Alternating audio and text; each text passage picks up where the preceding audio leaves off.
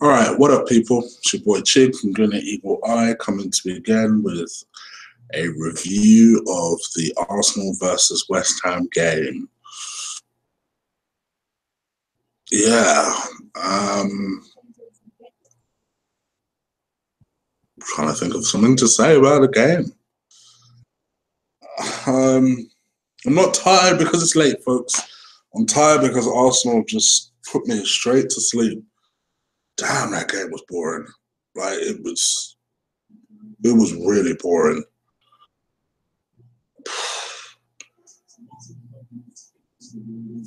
Starting lineup. There you go. Starting lineup. I'm with you. I'm with you. I'm coming. I'm kicking it again.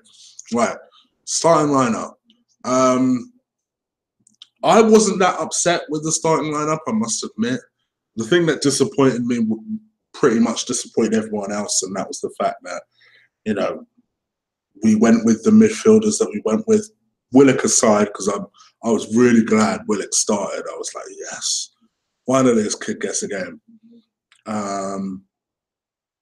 But aside from the midfield, it was more or less the team that I picked out, including Willock.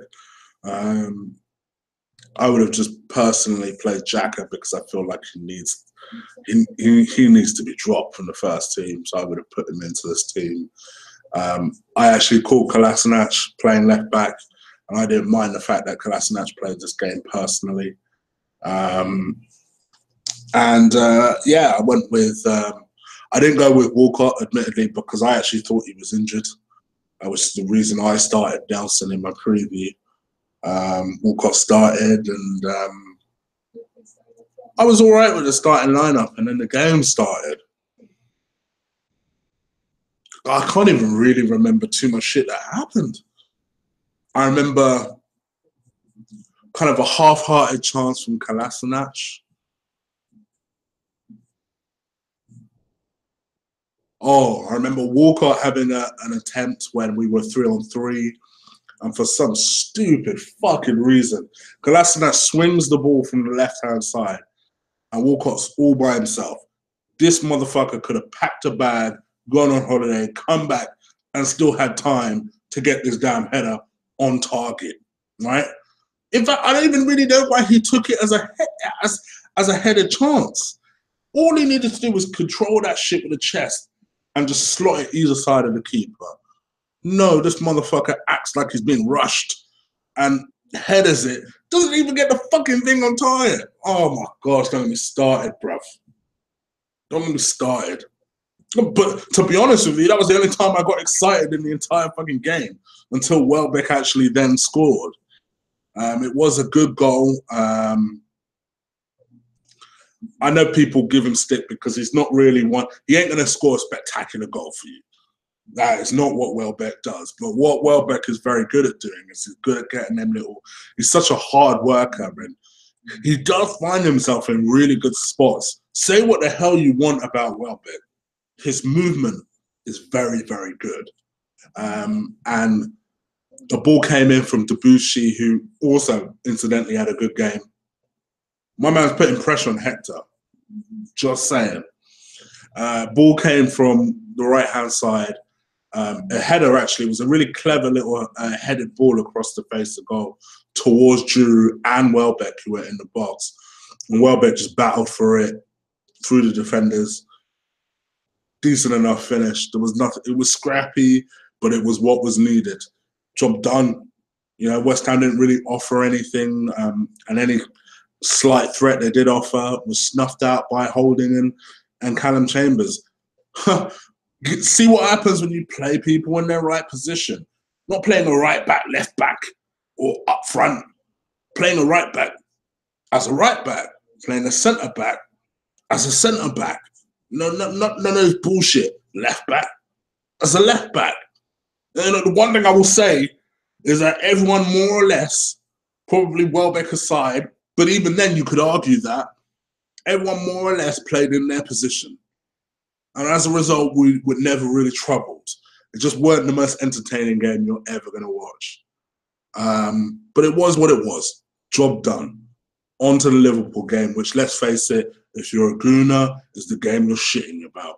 You know, You notice Debussy played this game, which means it's unlikely he's going to play that Liverpool game, which means that Hector is going to be facing either Mane or Salah. We're fucked. We're fucked. Let's just call a fucking spade a spade. We're fucked. But I don't know. We have a habit of stepping up against these big teams. Maybe we will do it. You know, our record, City and United aside, because let's just face it, we're not catching the Manchester clubs. But you know, we were playing kind of similar to this leading up to the Spurs game, and then absolutely demolished them motherfuckers. Hoping we pull out a similar sort of performance against Liverpool, because I think that's what's going to be needed. But all in all, job done in the semi-finals, and knowing our luck, we'll probably get City, and they're going to run us over. But we'll see what happens.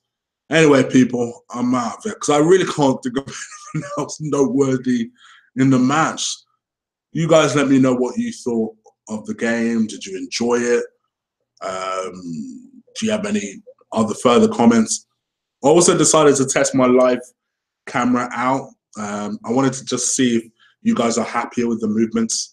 Know the criticism I get whenever I do live shows about how I always stutter in the picture, and people always running their mouth. So ever since I upgraded my internet for you guys, mind you, you know, hopefully you'll be enjoying the picture. You can probably tell I'm actually just looking at myself. It looks better, but I guess you guys are the ones who decide if it is better. So I hope you guys enjoy it. Speaking of live shows, on Thursday at 8 p.m., yes, I'm going to be doing a show with Lee, Ola, and Robbie. Really excited to do this show, actually. Mainly because I always have fun with Lee and Ola anyway on shows, but I know that Lee's really always wanted to do a show, Robbie, and vice versa. So it'd be really good to have those two elements come together, and then throwing the madman Ola into that mix. That would be an interesting combination. As I've warned you guys before, don't expect me to talk a lot. It ain't gonna happen. Not with those three. But if you guys want to see that show, the best thing you can do is subscribe.